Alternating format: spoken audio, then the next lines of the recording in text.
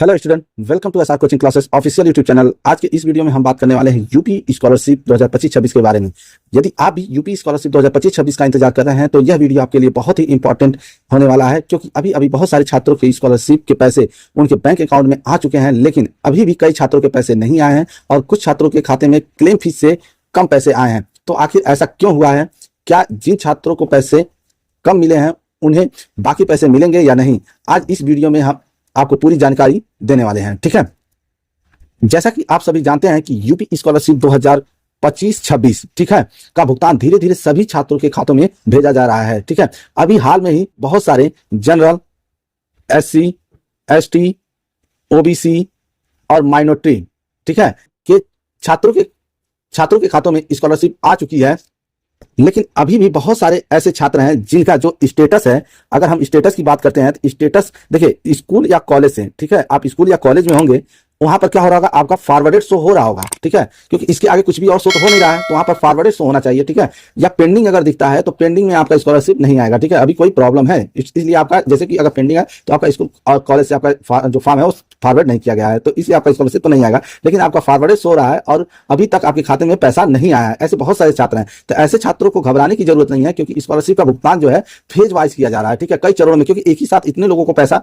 भेजा नहीं जा सकता है। इसलिए क्या होता है, देखिए जो डेट दिया गया था वो 18 मार्च से दिया गया था। ठीक है, 18 मार्च से कहां तक दिया गया था, 31 मार्च तक स्कॉलरशिप का डेट दिया गया था। ठीक है, ये सभी लोगों का फेज वाइज ही आ रहा है स्कॉलरशिप। ठीक है, तो जिनका अभी तक नहीं आया तो उनको घबराने की जरूरत नहीं है। 2 दिन और बच गया है, जैसे कि 30 तारीख और 31 तारीख। ठीक है, इतने में सभी लोगों का स्कॉलरशिप उनके अकाउंट में आ जाएगा। ठीक है, अब बात करते हैं उन छात्रों की जिनके खातों में क्लेम फीस, ठीक है, जैसे कि आप देख लेते हैं कि क्लेम फीस हुआ है, क्लेम फीस, ठीक है, जो क्लेम फी है से कम पैसा आया है। बहुत लोगों का क्या हो गया है, कम पैसा, जैसे कि मान लीजिए उनका क्लेम फीस था, किसी का 51,000 था। ठीक है, तो उनका क्या हो गया है, 6,000 आ गया। ठीक है, 6,000 रुपए आ गया, तो मतलब ये क्या होगा, क्लेम फीस से भी बहुत कम स्कॉलरशिप आया है। उनके बारे में बात करते हैं। ठीक है, इस देखिए इनका इसलिए हुआ है क्योंकि जो स्कॉलरशिप का पैसा होता है 2 सरकारें मिलकर देती हैं। एक तो होता है 60% जो देता है वो कौन देता है, केंद्र सरकार देती है। ठीक है, यहाँ पर कौन देता है, केंद्र सरकार देती है, और जो 40% होता है वो हमारा राज्य सरकार देती है। ठीक है, तो कई बार ऐसा होता है कि पहले क्या होता है, केंद्र सरकार का जो पैसा होता है वो हमारे खाते में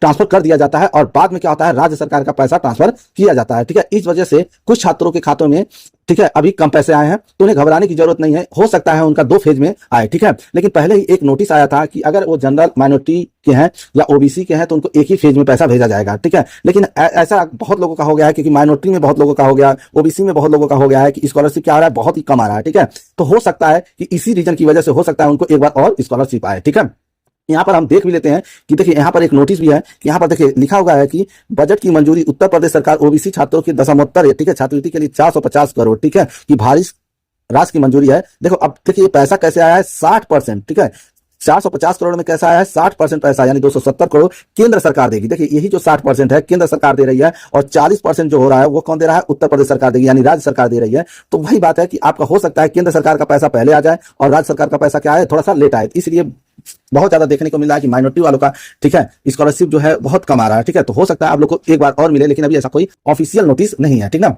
अगर ऐसा नोटिस आता है तो हम आपको जरूर बताएंगे। ठीक है, अब हम देख लेते हैं, तो यही रीजन हो सकते हैं कि इनका स्कॉलरशिप क्या है, कम आया है। ठीक है, तो अगर आने की संभावना होगी तो हम जरूर बताएंगे आपको कि आपका 2 इंस्टॉलमेंट में आपका स्कॉलरशिप आएगा। ठीक है, तो जिन छात्रों को कम पैसा मिला है उन्हें घबराने की जरूरत नहीं है। ठीक है, बहुत ज्यादा संभावना है कि उनका बाकी पैसा दूसरे फेज में उनके बैंक अकाउंट में क्या कर सकता है, भेज दिया जा सकता है। ठीक है, यानी कि स्कॉलरशिप 2 किस्तों में भी आ सकती है। ठीक है, इसलिए अगर आपको भी कम पैसा मिला है तो कुछ दिन तक इंतजार करें, क्योंकि अगली पेमेंट जल्दी आ सकती है। अगर आपका जैसे कि जो पेमेंट है अगर 2 इंस्टॉलमेंट में आना होगा तो बहुत जल्दी ही आ जाएगा। ठीक है, जैसे मान लीजिए आपको अगर 28 तारीख को मिला है तो हो सकता है आपको 29 तारीख को या 30 तारीख को, ठीक है, और 31 तारीख तक इन मतलब 2-3 डेट के अंदर आपको स्कॉलरशिप सेकंड इंस्टॉलमेंट भी आ जाएगा। ठीक है, अब बात करते हैं, जैसे कि अभी देखिए जिनका अभी तक पैसा आया ही नहीं है। ठीक है, तो और जिन छात्रों का अभी तक पैसा 1 भी रुपया नहीं आया, उन्हें घबराने की जरूरत नहीं है, क्योंकि अभी भी बहुत सारे छात्रों की पेमेंट क्या है, प्रोसेसिंग में है। ठीक है, और आने वाले दिनों में उनके खातों में भी स्कॉलरशिप ट्रांसफर कर दिया जाएगा। आप लोग समय समय पर अपना जो स्टेटस है, ठीक है, जो स्टेटस है वो अपना चेक करते रहिए। ठीक है,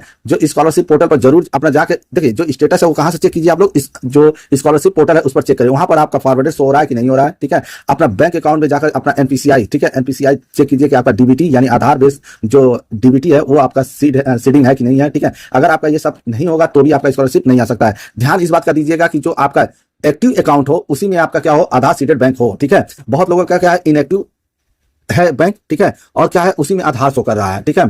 तो इसकी वजह से आपका स्कॉलरशिप क्या होगा, वो रुक सकता है, ठीक है। आपके पास जैसे कि मान लीजिए 2 अकाउंट है, ठीक है, पता चला कि आप जैसे कि आपका मान लीजिए कोई पीएनबी है, ठीक है, और किसी का कैनरा बैंक है, ठीक है, तो उन्होंने इसको एक्टिव रखा है, इसको डीएक्टिवेट कर दिया, डीएक्टिवेट करा दिया है, लेकिन अभी ये डीएक्टिवेट नहीं हुआ है, ये पहले का ही है, तो इसमें आपका आधार शो कर रहा होगा, ठीक है, इसी में आपका आधार शो कर रहा होगा, इसमें आपका आधार शो नहीं हो रहा होगा, ठीक है। तो आपका स्कॉलरशिप आने की संभावना कम हो जाती है। इसलिए आप क्या कीजिए, आप पहले चेक कीजिए कि आपका जो आधार है किसमें शो कर रहा है, ठीक है। तो इसे शो करने के लिए हमने एक वीडियो बनाया है कि आप उस वीडियो को देखिए कि आपका जो आपका आधार है वो किस बैंक में या कहां पर आपका एक्टिव शो हो रहा है, ठीक है। तो आपका जो स्कॉलरशिप है उसी बैंक में आएगा, ठीक ना। यदि आपको यह जानकारी अच्छी लगी हो तो वीडियो को लाइक करें, चैनल को सब्सक्राइब करें और अपने दोस्तों के साथ भी शेयर करें ताकि सभी छात्रों को सही जानकारी मिल सके। धन्यवाद।